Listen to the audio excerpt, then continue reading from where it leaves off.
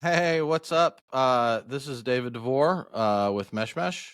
And this is the What If We Could show, where basically every week we sort of ask the question, well, what if we could? We unpack deep problems that are waiting to be solved in the world of AI and autonomous innovation. And with me here today is Bob Ullery and Kevin Nuest, partners, MeshMesh. So what we're going to talk about today is we're going to talk about content atomization, this idea of taking a single piece of content and making it into many forms of content, think many pieces of media, many channels, many personas, and what that really looks like and what is possible with the world of AI that we're starting to move into. And so where I want to start is probably, gosh, I think that it's probably 10 years ago, and where I first became interested in this concept of content atomization was I was running a small startup, and I was following Jay Baer, who was at that time doing a lot with Exact Target, and really he was if you know Jay Baer, he's a social media consultant primarily, and what he was doing was he was every day recording a short 3-minute video. He would send that video off to his to his team, and from that one video his team would produce a long form blog post, a short form blog post, a number of tweets. They would produce of course a short video or a couple of shorts for YouTube and for and I think for Vimeo at that time. I don't think Instagram was up yet, or certainly not TikTok. um, and it was amazing from the perspective of like a single solopreneur being able to take 3 minutes a day and stretch that 3 minutes out into all these really interesting channels and pieces of content. And for what we know is that content is king, and we also know that it is incredibly difficult, time consuming, and bottlenecked to produce content for lots of reasons for brands.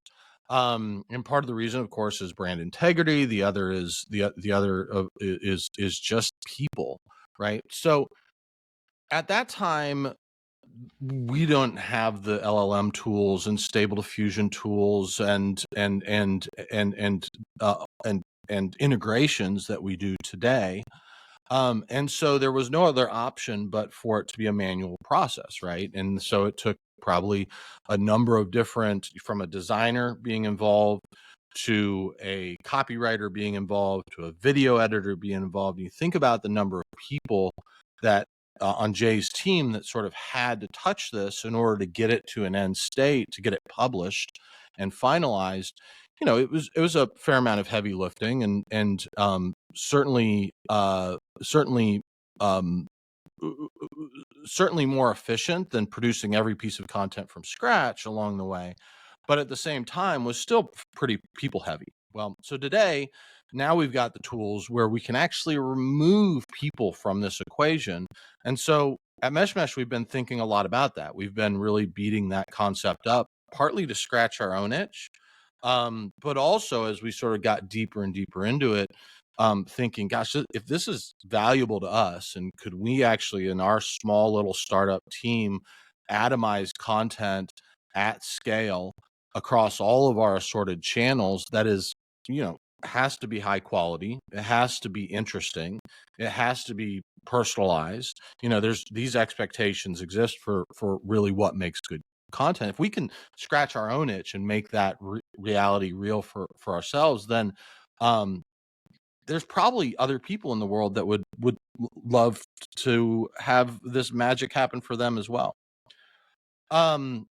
So I really want to just start there, and I would love to sort of just hear from you, Bob. First of all, like the evolution that we've taken around this concept of content atomization, and now also what we're calling atomic content. What's been awesome to see, what's been sort of the places where we're getting hung up, where the, sort of the good, the bad, the ugly and challenges along the way that we're running into. Yeah. And I've been having some great conversations lately too, where, early on, let's call it weeks or months ago, the concept was still kind of heady as people sort of thought about just AI in generally, and was introduced to it and started to use it and play around with it. The reception of what we're putting out is now starting to click. Like people, okay, I get what you're doing here. You're able to do more in parallel. You're able to essentially 10x plus X yourself and get rid of a lot of the menial tasking within something you're trying to do, right? One of the, I guess, ways to frame that up lately in some of these conversations is this notion of like non-deterministic execution, right? In the previous world, we sort of we could automate all kinds of stuff, like the advent of SaaS and software in general. That was kind of the payoff. Like, hey, let's automate some of this stuff so we're not manually doing every single click as humans. But turns out there's a ceiling there. There's a plateau, right? Like you need to know what are all of the automations you want to accomplish and what are every single step involved with those. Somebody's got to build them, right? So you see orgs make massive investments in things for process automation in any vert, marketing or ops or whatever it is. And they're spending a ton of money, millions of dollars. And at the end of that road and journey, there's like 10 automations running in their brand new shiny SaaS account. And so I think the reality is different than the vision always. And so that's kind of the big good that's coming out of the last few weeks is like, maybe not. Maybe the reality is catching up to the vision here really, really rapidly. And the way to do that is non-deterministic execution. Like, can we remove that requirement of knowing what the steps are to accomplish something and let these agents sort of figure it out, on their own through iteration? So that's part of it. On the bad side, it's a new novel concept. And there's not a lot of tooling out there to do it, which is an opportunity. I think a lot of folks are running into a new space and thinking about picks and shovels. They don't know necessarily what they're going to mine with those picks and shovels yet. And so there's not a lot of picks and shovels to choose from off the shelf, which it's very exciting. It's fun. It's creative. So that's our opportunity, is try to figure out and build net new novel ways to execute old ideas, but in order to harness the new sets of technologies. That's really what we've been doing the last few weeks, and it's come along really nicely. Current technical, headwinds more than blockers or challenges, I guess, is moving from POC to, let's call it, small audience scale. Right now we're kind of moving fast and hunting interesting ideas. And so sort of reasoning about like, how do we take those new concepts and create a reusable framework that we can like throw those things in and still have it run? Think about these things more generically. Kind of a brain dump. I don't know if that's helpful, but. I mean, to talk about some of those, the types of use cases that some of the prospective clients want to do with it, as we've been talking about the vision part, right, Bob? Has been a wide range, and that deterministic part is going to be very, very critical to allow us to support all those things. Everything from one brand saying, "Hey, we need to light up TikTok and short form content in 2024, not in 2024, in January 2024." Right? It's where our customers are. They happen to be B2B, but they act like B2C. So we got to talk to them where they're spending their time. And they've tried working with an agency. They tried working with some influencers. They really didn't get much out the door. That the time to get there, the cost was super high to get like one post done, right? They can't run a brand off of one post and one video. They need multiple pieces of content every single day, right? So that was one use case, just at the brand level. Another is a team account-based management. So they have inbound leads, they have a sales team, and just like every sales team, there's the 80-20 rule. You've got the top 20% are your strategics that you're chasing. They have account reps assigned to them. They're crafting these emails that are super specific and that will resonate, will help that that prospect understand the value, move down the funnel. But in aggregate, that other 20% of those leads, while they are smaller, are still super valuable if they can capture them efficiently. And so to be able to apply a very similar automation and make it feel like every communication to that other 80% long tail feels like it came from a strategic, feels like and understands their business and shows them the path of how to get the value out of it for their specific business. That's huge, right? That's a ton of additional revenue captured at a profitable way. So those are just a couple of those use cases. Dave, I don't know if you want to maybe talk about the top-down messaging like aspect as well. I think is a really interesting one of how do you push messages down and through from what's the focus or what's the initiative or what's the thought of the day, we kind of called it. Yeah, I mean, one of the things that's interesting, right? And I think it's hard sometimes to wrap your head around because, everybody sort of lives in their own, if they do content, if they're into marketing, right, they're living in typically, channels, processes, and brand voice, right? Those things come together, and then a schedule, right? Like those things come together then to produce content. And there's really two types of content, especially on a B2B level, that I think are really interesting, right? There's brand content. It's hey, what comes from the brand to their YouTube channel or to their brand TikTok or whatnot. Then there is content that's user generated, right? Which is, of course, other people talking about your brand. And then there's a third piece of content that's interesting that's a lot of times sort of between the cracks, right? And what that content is let's say let's say representative to customer, right? So that could be an account manager, that could be a sales rep, that could be a customer success rep. But anytime I send somebody documentation on how to do something, or anytime I answer a question, or anytime I am intersecting with my accounts, even if it's just a plain text email, that is also content, right? That is representative of the brand. It's representative of what the brand is trying to sell, or opportunities that the customer may have or whatnot.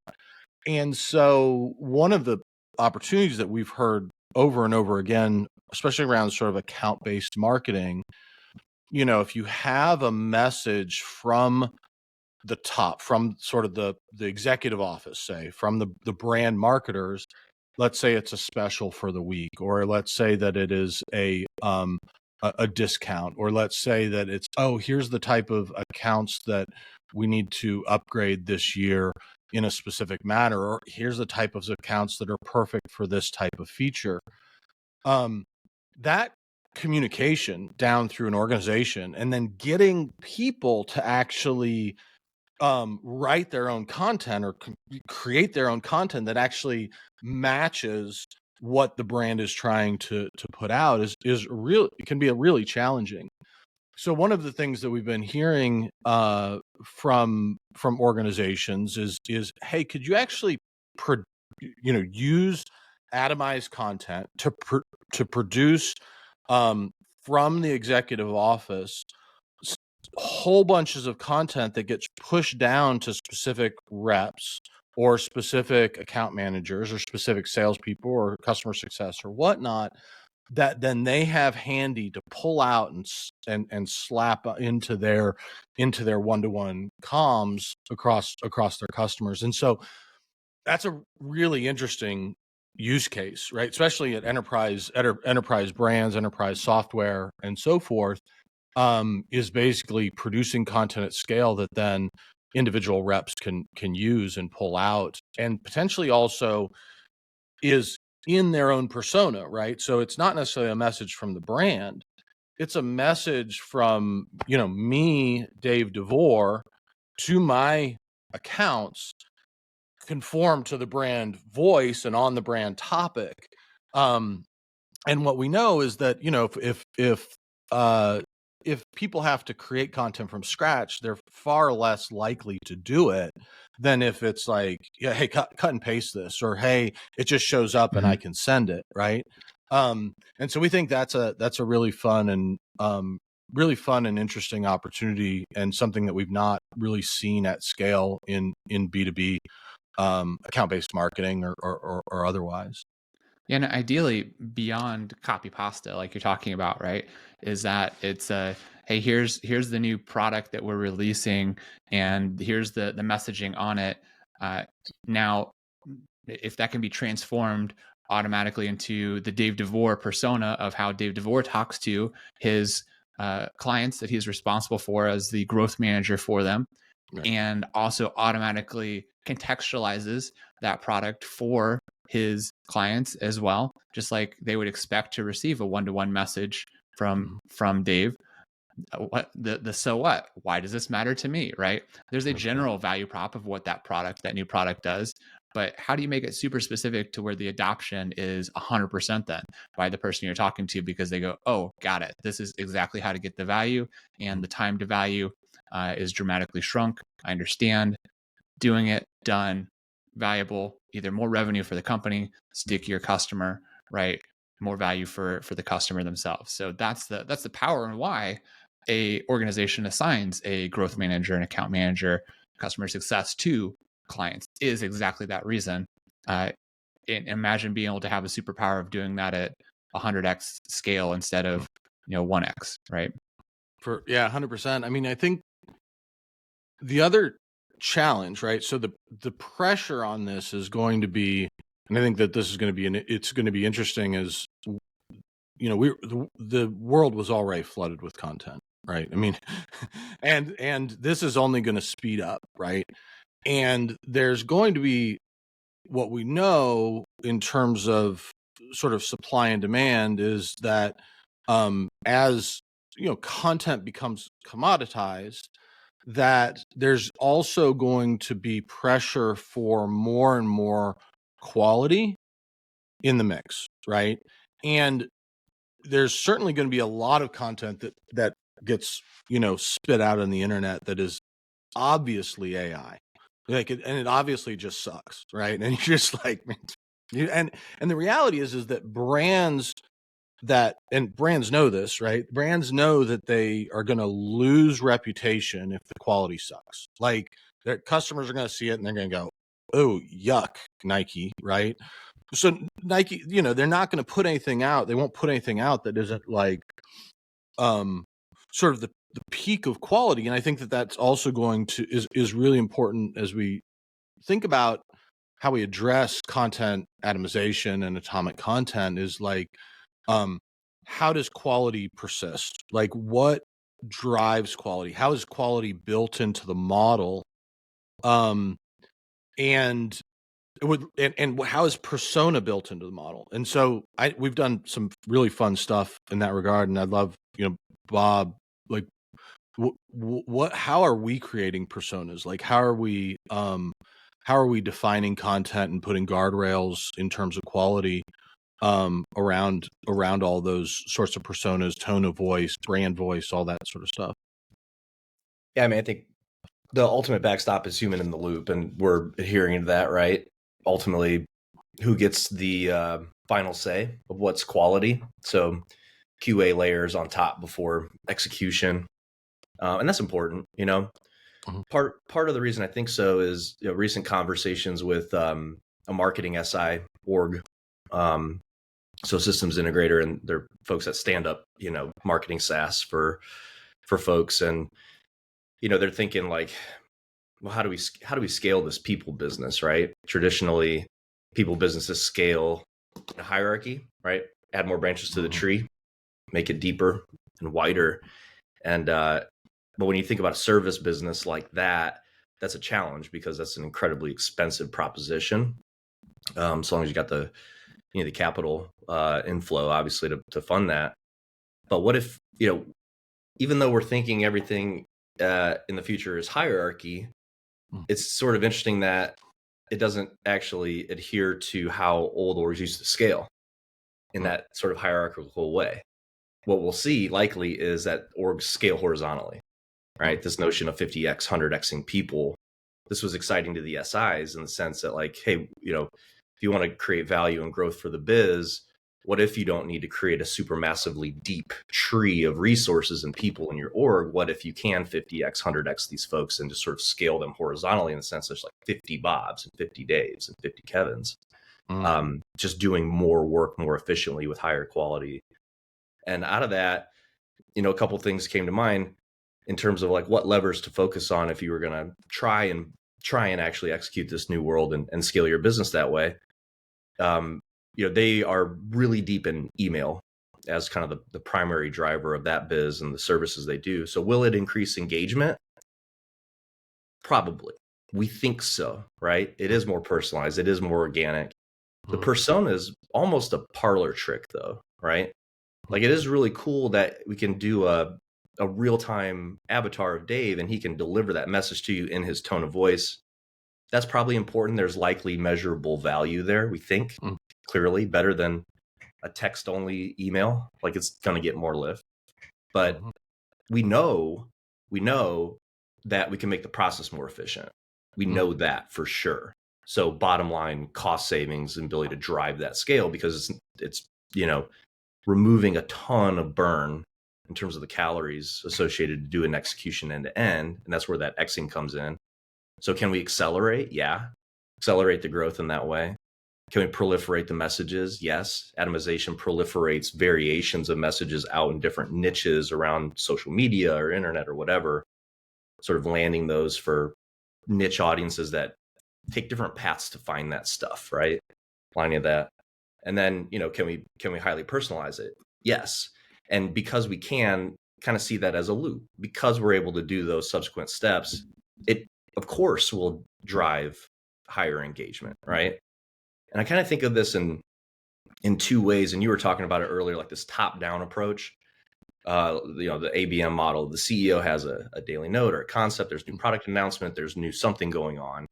And you sort of re-atomize that down the hierarchy of the org, CEO to a C something O, to the EVP in their org, to their AVPs, to their VPs, to their BDMs, to AEs, et cetera, down the tree. And that's all in an effort to reorient that content to match their peers that they're going to be sending that message to, right? Ultimately with a goal of creating a bunch of value for them, right? It's not just like, here's an announcement. We should get on a call and talk about how we might think about applying this to your business and maybe find some value and create lift.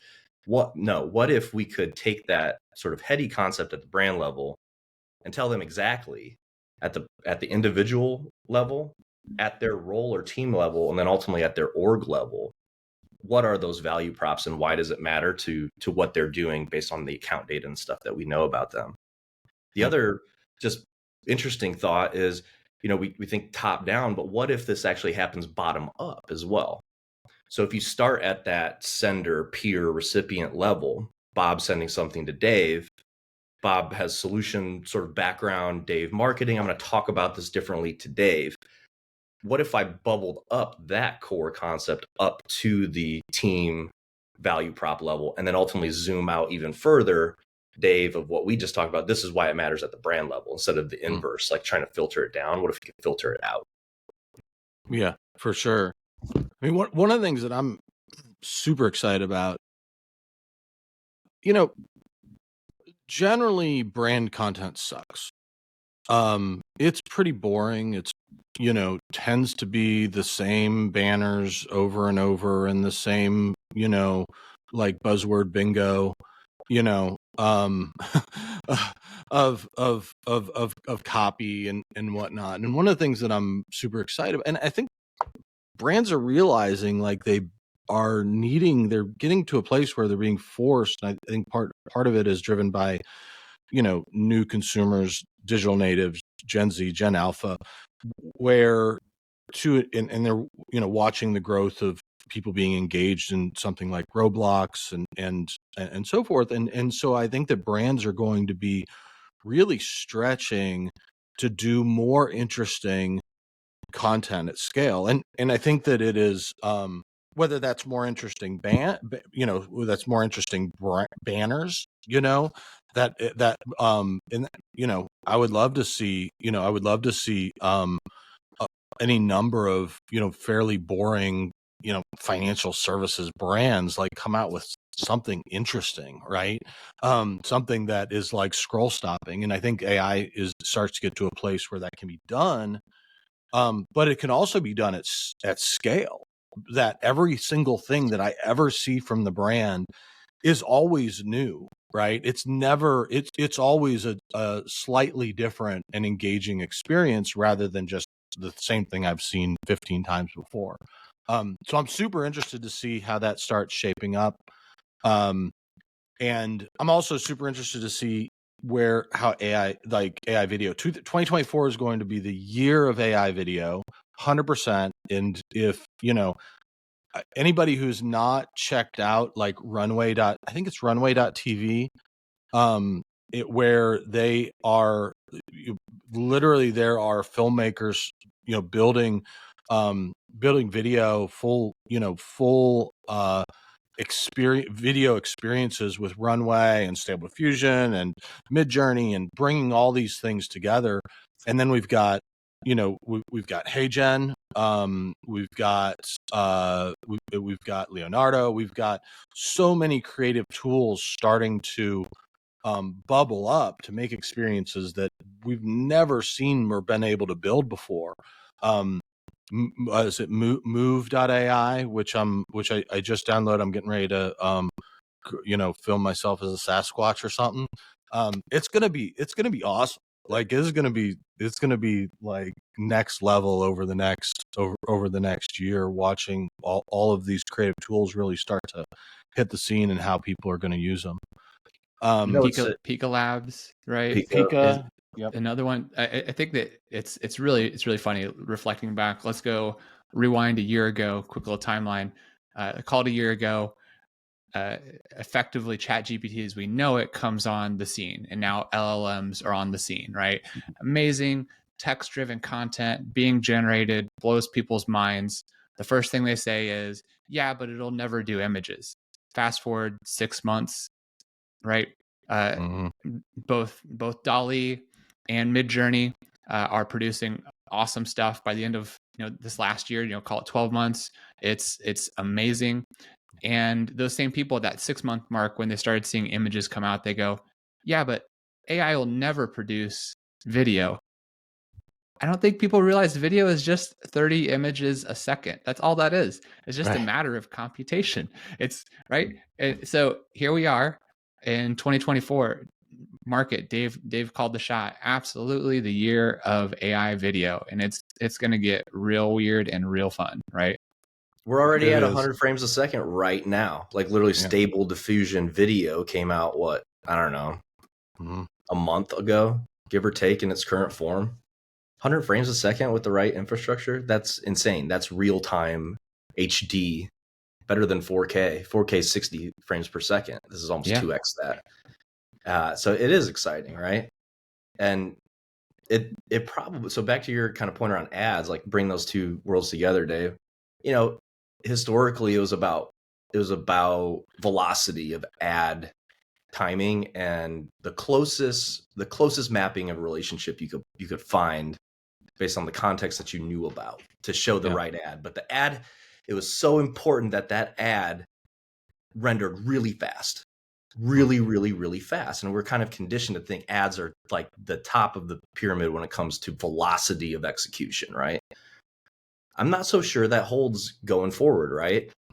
Part of that was about just frequency, like law of large numbers. We throw X ads out there with a N% click-through and conversion rate, we can forecast X dollars in revenue, and that makes a lot of sense.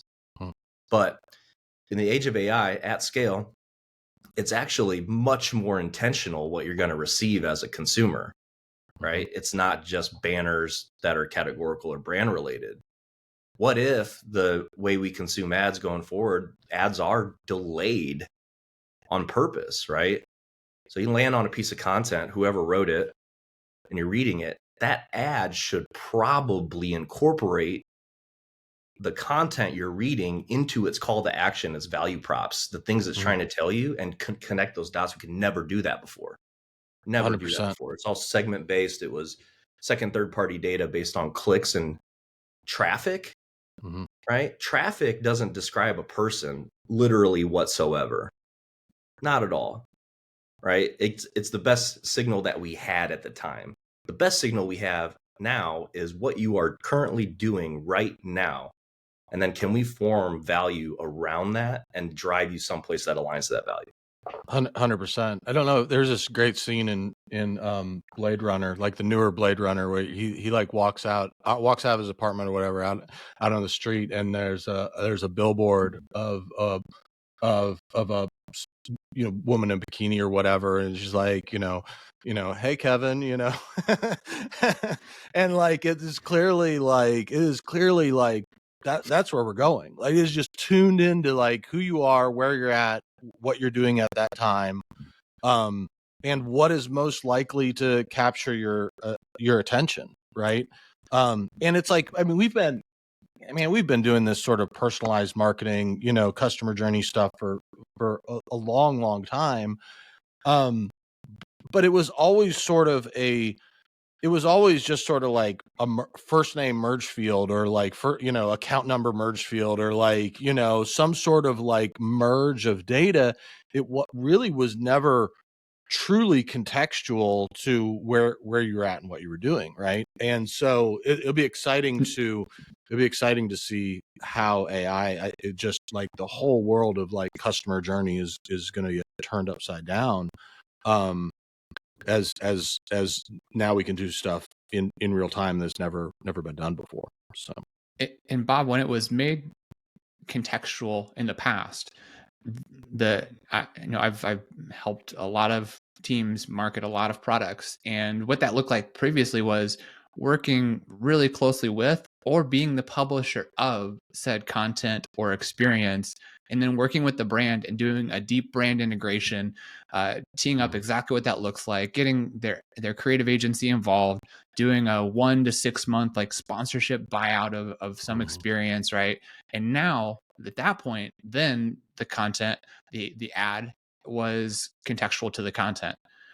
We're talking about real time in every single piece of content that you're consuming, right? You're watching the Mr. Beast video, and that mid-roll ad should reference the video that you're watching in the first half of the video, not even the second half, right? That's what it should be. It should feel like a native integrated experience. And I wanted to throw this back to you, Dave, this question of quality of, I'll expand it to getting attention in 2024, right? So quality is like one thing, wrap up on brand in there, for example, but it doesn't really matter if a piece of content's on brand if nobody wants to pay attention to it. right. So like what does attention seeking getting look like in 2024? Like, what should brands be doing? Yeah, I mean, it's hard. I mean, at the same time, we're talking about, real time ads. Ads are in a tough spot these days. I mean, like ads, they are upside down in terms of what they cost to acquire a customer more often than not. They are, with ad blockers, the death of cookies, and just general banner blindness, they're not working very well. I probably, I might buy a very specific ad for, really as a test for something, or to target a very specific group, but generally, like, they're not a great return on investment. So I mean, I think what we're seeing brands getting really creative around experiences, right? So that's why you've got brands, jumping into Roblox, or Fortnite. That's why you've got brands jumping into the vast world of influencers, right? And I think influencers, community building, really, amazing wow experiences, that are more brand experiences that are, that create moments of, like remarkable moments of, and moments of virality and moments of word of mouth. I think that's really what we're gonna see, and I think AI is gonna play a massive part in it. It's got to, right? Has to. It has to, because not only the internet is moving too fast not to have,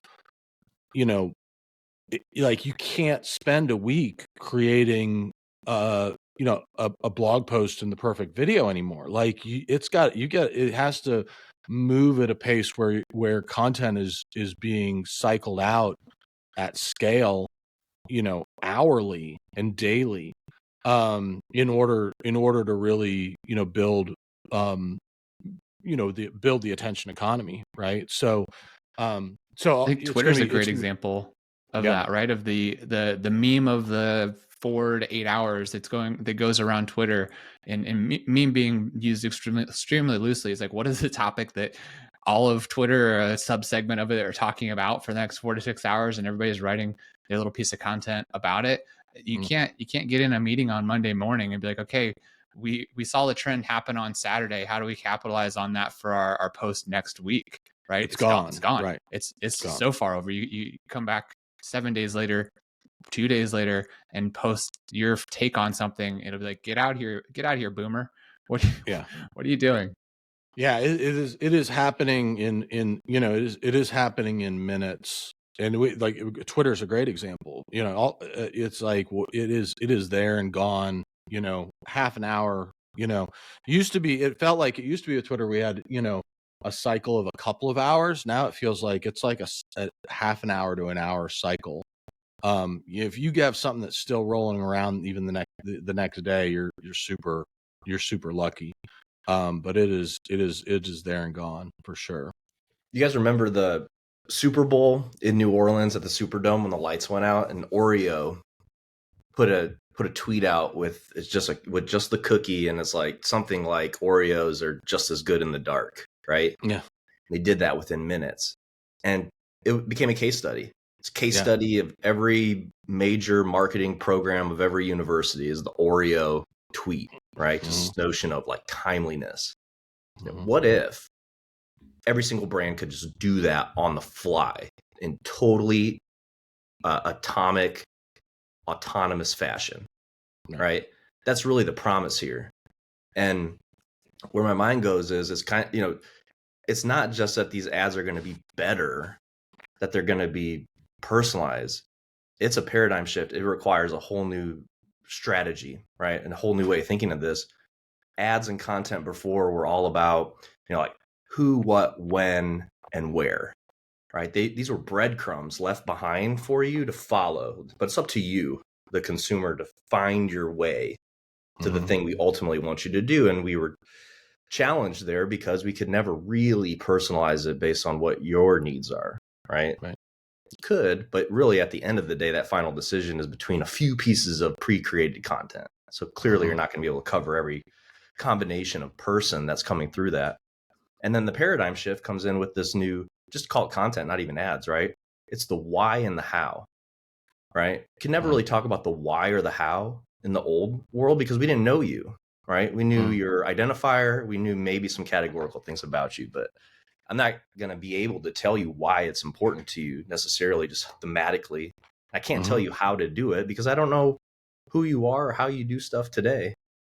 And now here comes AI. And I think that's the big unlock, is the why and the how. And these ads or the content itself aren't breadcrumbs anymore. Like they are the experience. I see a world where you're on ESPN.com and then just jump into like a really, really personalized, fully onboarded experience without ever leaving ESPN. And it's all about you. Here's what we've got. Here's what's new. It's atomized back to you based on who you are, what we might know about you, what you might tell us in that experience, right? What you were consuming on the page when you were reading it. And it just becomes super hyper personalized and it becomes the experience. Like, yeah, you might bounce out to go deeper or maybe even on some sort of like very open-ended journey based on that entry point. But ultimately it just bringing it to you and orienting it to that why and the how, because now we can do that. Yeah, 100%. the other thing that's going to become really interesting here is like evergreen content and recycling content of different sorts. But it's the other, which I think you've got to talk. You start to get to a place where you're also, and maybe it's not when, maybe it's not evergreen content as much as evergreen themes, right? That a theme inside of a brand organization can live evergreen while creating different types of content across different channels for months or years. The other piece of it that I think is going to get really interesting is, you know, a website is content. A mobile app is content, right? It's not just ads. A landing page is content.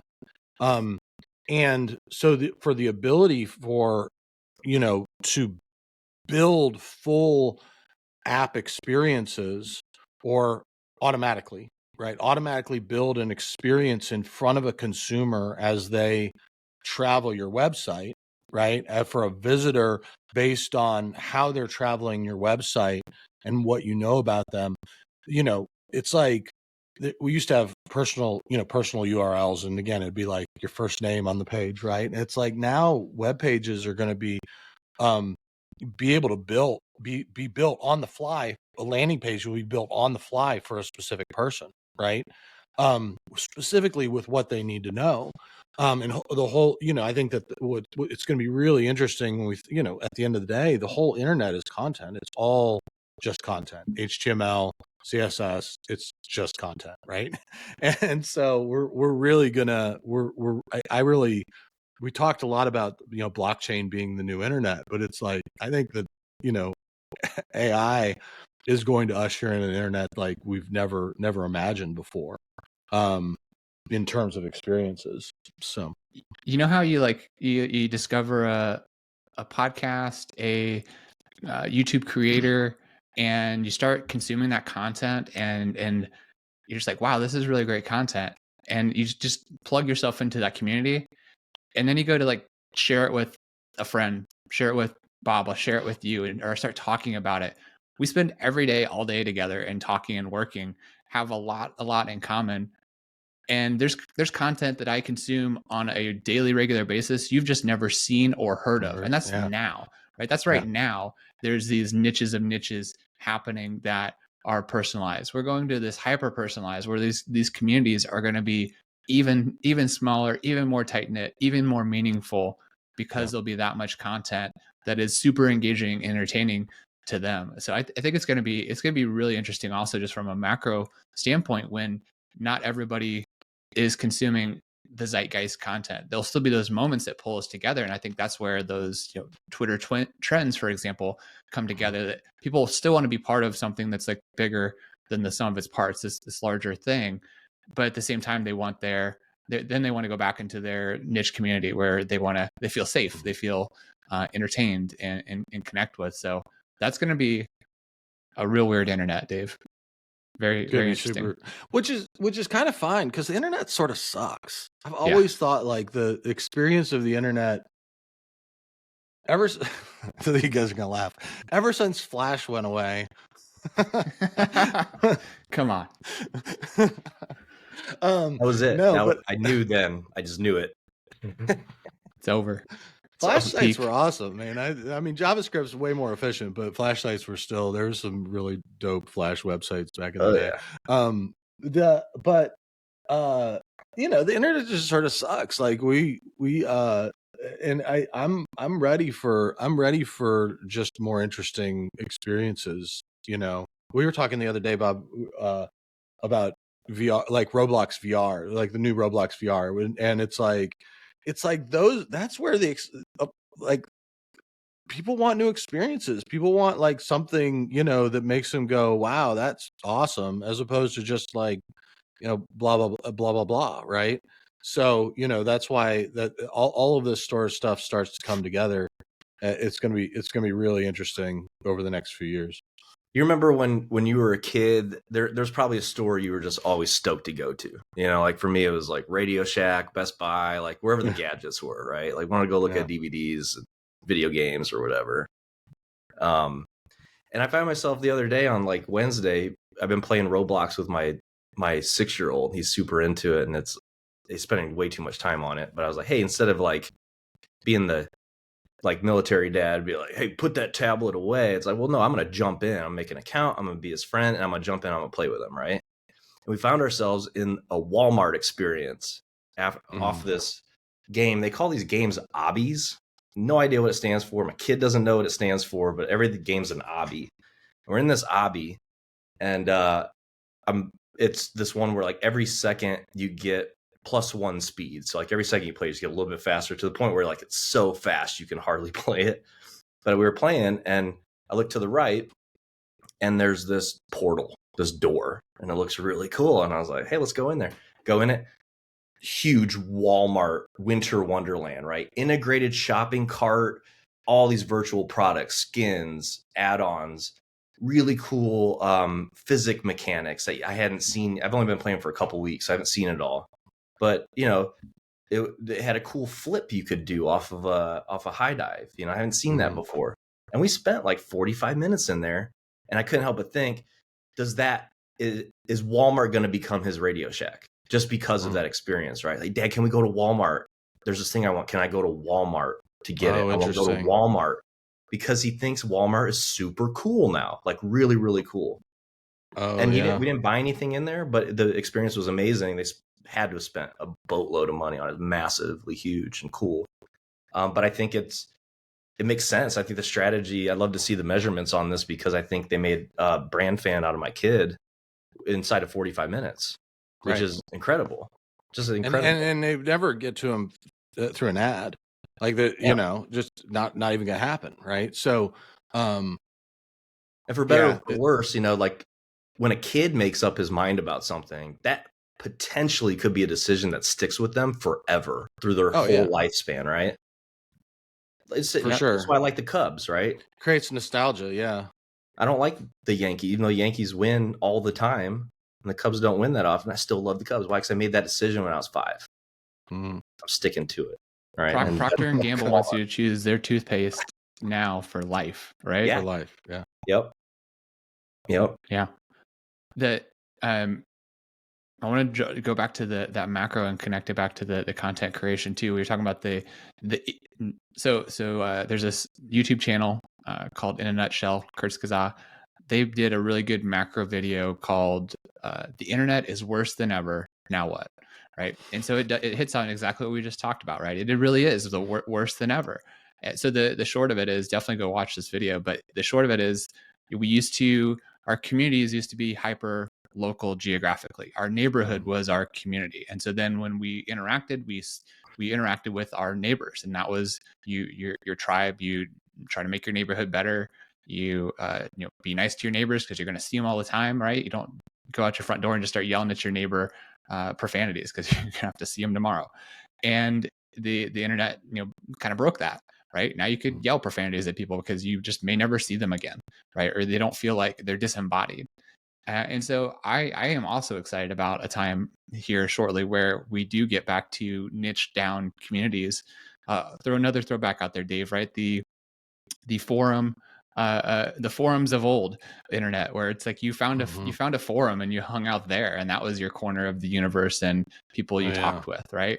And it's Reddit's that kind of throughout the thread the last couple of decades, let's say, and they've held pretty good to a lot of that and enabled it. It just needs to go. It's going to go even further, right? It's going to go even further with content creation and experiences. And so then assume that's true. Assume we decentralize communities. That's what that is. Move away from centralized platforms like Twitter and Meta, and you're decentralizing communities, right? And Reddit helped do that with the cost of software going to zero. Being able to create a custom community somewhere is going to be free, right? That's why we use platforms like Reddit today, because we can't stand up all of that infrastructure and point people to it. So assume that you can build your own whole little community. Well, now brands need to go find and reach all those little communities and talk to them, right? Procter and Gamble needs not just one of those communities to buy its toothpaste; it needs all of them, and each one of them wants to be talked to differently to be authentic to that community. Otherwise, it is just an ad. Otherwise, it is, hey, buy this toothpaste, buy one of the portfolio's toothpaste, and here's your banner ad. Not going to be effective. So we will very, very quickly assume we're heading towards a world of decentralized communities, which we've already seen in Web3, right? Is the starting proof point of that. Then brands have to be able to talk to those communities at scale. And in Web3, we saw them fail. They couldn't, right? They tried to push the same message to them, or they got to one community, and it wasn't enough to move the needle for a big brand to then talk to, 1 to 5 to 10,000 people. It didn't move the needle for them, so they stopped, and they didn't figure out how to solve this problem. They're going to have to, for sure. One of the things that is interesting to me is that it seems like while we're talking about content, it's always interesting to me how on a community level, text is so pervasive, right? Like on a community level, and that hasn't changed, right? That hasn't changed since, whatever, like PHP, what was it? PHP BB, I can't even remember what, from back in the day, all the way up through Reddit, all the way to Discord, all the way, like the places, even and that, with threads and so forth, like it's always it's interesting to me that community is always so tied to text. I think that it seems like the other side of community that we're starting to see emerge, and there, without a doubt, you've got Facebook groups and whatnot, but it's going to be really interesting to see, and it's already happening, the communities that bubble up and converge inside of VR, right, and inside of games, and generally, like, they're super, because they're run, because they are running around, interacting with each other, meeting up in at this space or that space. There's no record per se of, not like a Twitter thread, or not like, there's no record of what's happened, what the conversation is, what the perspective is. It's just like, hey, blah, blah, blah, blah, blah, and then they're out, right? And so it's going to be really, I think it's just going to be sort of fascinating. And that makes the whole thing really hard. I mean, in terms of like having a record of content for what has happened, it's there. And again, sort of this, like, it's there and gone. And so therefore, it starts to become less about sort of inserting yourself into a conversation, as about creating an amazing experience that then the conversations can happen in. So part of that's progress, right? I mean, I think the reason we have so many text-based communities, just that's the state of progress, like until now, I think, would you use your audio mic 2 years ago to dictate something that you're going to post on Twitter? Maybe it would do an okay job of transcribing it to your text. Not always. You're probably going to have to use your keyboard anyways, right, to clean it up. So people are just kind of relegated to that. And then here comes audio and video, and that, the Snapchats of the world proliferate. Outside looking in, when those platforms started to pop up, I was like, that's okay. Like, TikTok's not going to be that big. Who wants to create a whole network on dancing? But I'll take that L. But you think about just continual progress. Like, there will be a day, and this is super scary. Like, there's not going to be any interfaces. We're going to pop our neural links on, and we're just going to create a little social network in real time based on just our brains doing something. Who knows what that even looks like when you're experiencing yourself? But we're just like mind melding. There's no text. There's no audio. There's no video. It's just like all of those things combined in our brains. That's wild to think about. But it's just progression. Like, who knows? Yeah.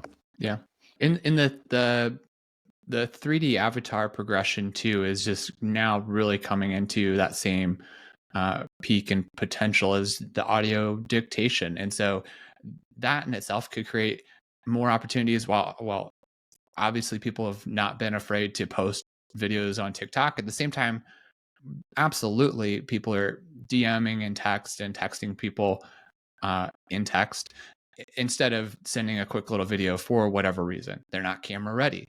They're not in a place where they want to use a camera, right? For all those myriad of reasons. They don't actually want to record their audio from that place. And now it's like, well, we can generate a video of Dave sending me a quick 30-second message that says, that he's dictated, that is in his voice, it's cleaned up from any background noise, and is in whatever location he wants to be, and he can be a T-Rex instead of himself, right? Mhm. And he just sends that to me, and that's how I get this message, and I get the content instead of a wall of text that's hard to digest. As an audio learner, I'm stoked about this future we're heading into, much more audio content, and video content's fine, but the ability to listen, the ability to crank things up to 2x and listen. I know we use Fireflies for meeting recordings. I love to be able to catch up on a meeting or the back half of a meeting at 2x speed, and it takes me 10 minutes, and I've got the entire meeting. Right. So good. Yeah, I'm it's just interesting. so glad Dave can be his true self as a T-Rex. That's what he is a T-Rex. That's his spirit animal for sure. Except that it needs some tiny arms. One of these days on another show, we should unpack, all the potential ways that you mentioned Fireflies, right? I'm working right now on setting up some, marketing automation with Zapier and ChatGPT and whatnot. We should unpack tools that we're using, because I think that Calvin said that he was like, did he say he was like 60-70% AI enabled through his day right now? Which he was already fast. Like now he's like, now it's like, Superman. That's taking a proverbial 10x developer and making them a 100x developer right there. For sure. Oh my gosh. But so for future show, this is great. We're coming up on an hour. So I just want to, thank you guys for having this conversation around content and where it's going, and super fun to sort of dive into all the different forms of content and world building and engagement with youth, and all of that conversation is really, really relevant. And there's so much more coming in this regard. So thank you for tuning in, and everybody, have a great day. Thanks, y'all. See ya. See you guys.